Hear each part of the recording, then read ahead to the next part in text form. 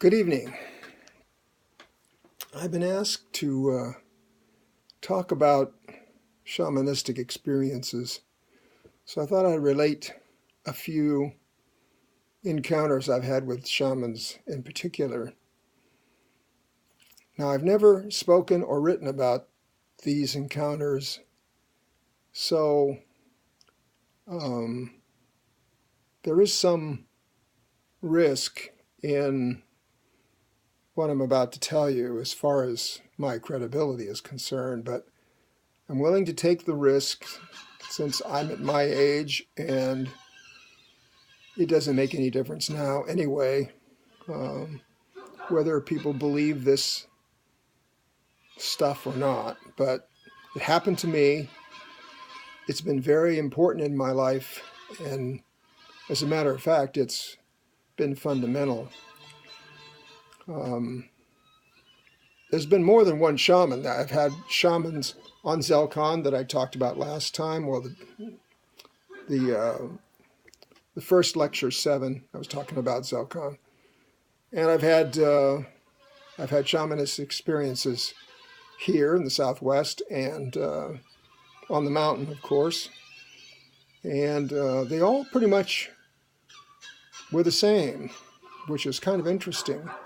They weren't culturally related, which was surprising to me because I've read a lot of books on shamans and they seem to be culturally related. Whether it's voodoo or whether it's Indians or Southwest Indians or the Middle East or wherever the shaman happens to be, they have a lot of cultural stereotypes just like any religion would have, but not these shamans. So I'm going to tell you a tale that happened on ZELCON. One day I was at the mountain, of course, and Karen said, let's go to ZELCON. So we went. And now you know how I do that, so I don't have to explain that. We were on the mountain, and then we were on ZELCON. We were on a flat plain like a desert, and there was a fire circle, just like you would have in the Southwest. It looked just like an Indian fire circle anywhere. And there was a shaman sitting on one side of the fire circle, and Karan actually disappeared, and I was on the other side of the fire circle, facing him. And he said to me, "Why have you come?" And I said, well, I was asked by my spirit guide to come today to sit with you and learn. So that's what I'm here for. And whatever you have to teach me, I'm willing to accept and experience. If you have nothing to teach me, then that's okay too. We can go right back to the mountain or wherever, and no harm done, no foul. He looked at me, and his face seemed to sort of turn green. I don't know how else to say it. I mean, he looked fairly normal. He had long hair. He had a beard like mine now. He looked older than me. He wasn't wearing glasses. But his face began to turn this sort of strange greenish color, and his eyes had a reddish tint, which is not surprising. And he said to me, "I want you to look into my eyes." And I said, okay, and I did that. He got up, he came over to me, and our eyes were like locked somehow, like a deer in the headlights. And he touched my eyes, and all of a sudden I could see in every direction at one time. Very strange experience. I could see to the east, to the north, to the south, to the west, simultaneously. I could see up or down. I could see beyond the horizon, actually. my perception expanded so greatly that it had to come from intuitive seeing rather than eyes. It's the only way I can describe it. And then he touched my mouth with his hand like this. And he said, "Don't speak. Don't speak." So I didn't.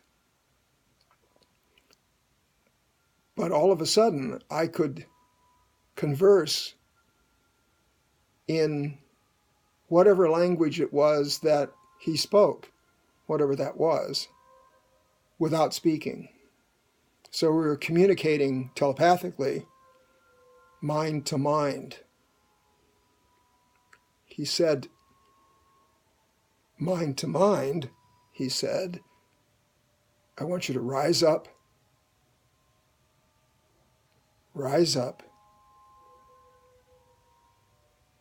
off the ground." Now I was transfixed and sort of in a strange kind of alternate reality, because I was still seeing omnidirectional, and he was speaking to me in a language that I never heard before, but I understood him. But it was only in my mind to his mind. And I found myself off the ground, about 3 feet, 4 feet, something like that. Now, this is ZELCON, so it's not like the Earth's atmosphere, but the fact is, you shouldn't be able to do this except out of body. And so maybe, since I was out of body, it was a simple procedure as long as I cooperated. So I went off the surface of ZELCON into the air, and then he blew into my nostrils, and I just went every direction at once. He expanded me out, I don't know, 100 miles. It was just, it's hard to describe because it's so transpersonal. So I just went out all over the surface. I could see everything. I could experience everything. I could see the other souls with their spirit guides walking in the distances. I could hear some of them, which I wasn't supposed to be able to do. I couldn't understand them, though. They weren't speaking English or any language that I knew. And it didn't sound like any language on Earth, but I don't know all the languages on Earth, so I didn't know whether they were from Earth or not. And all of a sudden, I was back to normal size, but I was on the ground, and he was touching my skin with his hand, and my skin started to turn that same color green that his skin was. And I didn't understand. The only reason I knew that is I was looking at my hands, and they were turning that green color. And I know this is going to sound really strange, all right? But I begin to feel like organic, like a plant, like a living plant. Not an animal, not human, but a living plant that was growing on this planet. Now, I had the shape that I have. I had hands, I had a body like the one I have here, but my relationship with the energy was plant-like, I guess. It's the only way I can describe it. It was like photosynthesis and things like that, even though the light on ZELCON's half of what it is on Earth.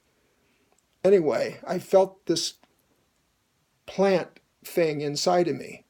And then all of a sudden I felt like I was stone. And then I felt like I was wood. And then I felt like I was just an infinite group of stars, and then I was back on the ground. He said, enough for today. You did good. You did well. You were brave. This can be very scary for mortals, but you've come a long way. You've come to ZELCON. You've come with an open mind and heart. For you, this will be a place of infinite experiences. I just wanted to show you today what can be done with touch. There are other senses, but touch can immediately transform you from one thing to another. And I must admit that on that day, on ZELCON, his touch was more magical than the touch of any creature I have ever been in contact with. So that's an experience I've never expressed or written about. So I hope you'll take it with serious consideration and respect what I've said. This was hard for me. This was very hard for me. So good night. Bless you. And good evening.